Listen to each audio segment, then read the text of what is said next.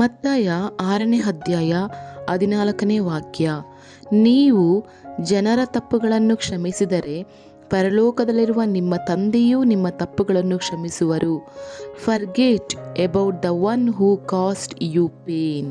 ಹೌದು, ನಮಗೆ ಯಾರು ನಮಗೆ ನೋವು ಉಂಟು ಮಾಡಿದ್ದಾರೋ, ಪೇನ್ ಕೊಟ್ಟಿದ್ದಾರೋ ಅವರನ್ನು ಕ್ಷಮಿಸಲು ಏಸಪ್ಪ ಹೇಳುತ್ತಾ ಇದ್ದಾರೆ.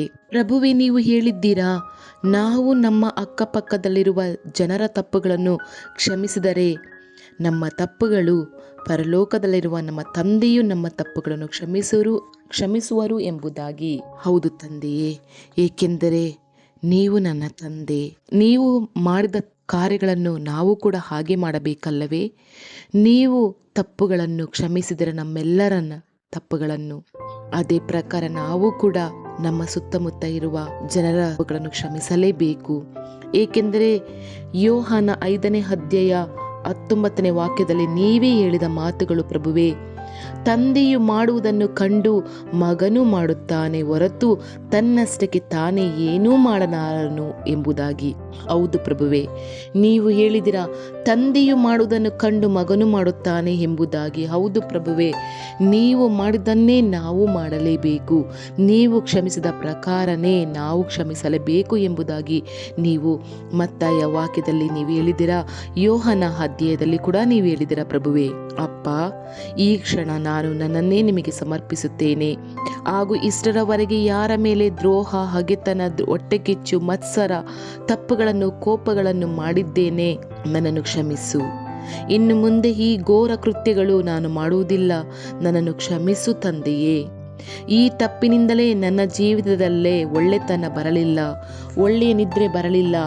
ಈ ಕ್ಷಣ ನಾನು ಇಂದು ರಾತ್ರಿ ನನ್ನ ಪೂರ್ತಿಯಾಗಿ ನನ್ನ ತಪ್ಪುಗಳನ್ನು ನಿಮ್ಮ ಪಾದದಲ್ಲಿ ಅರ್ಪಿಸುತ್ತೇನೆ. ಯಾರ ಮೇಲೆ ನಾನು ತಪ್ಪಿನಿಂದ ಇದ್ದೇನೋ ನಾಳೆಯೇ ಅವರ ಬಳಿ ಹೋಗಿ ಕ್ಷಮಿಸು ಎಂದು ಕ್ಷಮೆಯಾಚಿಸುತ್ತೇನೆ. ದೇವರೇ, ನಿಮ್ಮ ಬಲ ತ್ರಾಣ ಕೊಡಿರಿ ಪ್ರಭುವೇ. ತಂದೆಯೇ, ನನ್ನ ಚಿಂತೆಗಳನ್ನು ನೀವು ತಿಳಿದಿದ್ದೀರಿ ಮತ್ತು ನನ್ನ ತೊಂದರೆಗಳನ್ನು ನೋಡಿಕೊಳ್ಳುತ್ತೀರಿ. ಹಾಗಾಗಿ ನಾನು ನಿಮಗೆ ಈ ಭಾರಿ ಕಾಳಜಿಗಳನ್ನು ನೀಡುತ್ತೇನೆ. ನಾನು ಈ ಸಮಸ್ಯೆ ಸನ್ನಿವೇಶಗಳನ್ನು ನಿಮ್ಮ ಪಾದದಲ್ಲಿ ಇಡುತ್ತೇನೆ. ಶಿಲುಬೆಯು ವಿಶ್ರಾಂತಿಯ ಸ್ಥಳವಾಗಿದೆ. ಅಲ್ಲಿ ನಾನು ನಿಮ್ಮ ಪುನರುತ್ಥಾನ ಮತ್ತು ಪ್ರೀತಿಯನ್ನು ಜಯಿಸಿದ ಕ್ಷಣವನ್ನು ನೆನಪಿಸುತ್ತೇನೆ. ನನ್ನಲ್ಲಿರುವ ನಿಮ್ಮ ಪ್ರೀತಿಯು ನನ್ನ ಜೀವನದ ಭೂದೃಶ್ಯವನ್ನು ಬದಲಾಯಿಸಬಲ್ಲದು. ಆದ್ದರಿಂದ ನಿಮಗೆ ಧನ್ಯವಾದಗಳು ಪ್ರಭುವೇ. ನಾನು ಇಂದು ರಾತ್ರಿ ಸುಖವಾಗಿ ನಿದ್ರೆ ಮಾಡಿ ನಾನು ಹೊಸ ದಿನಕ್ಕೆ ಶಾಂತಿಯಿಂದ ನಡೆಯುತ್ತೇನೆ ಮತ್ತು ನಿಮ್ಮಲ್ಲಿ ನನ್ನ ಭರವಸೆಯನ್ನು ಇಡುತ್ತೇನೆ. ನಿಮ್ಮ ವಿಮೋಚನಾ ಪ್ರೀತಿಯಿಂದ ನಾನು ಹೊರಗಿಲ್ಲ.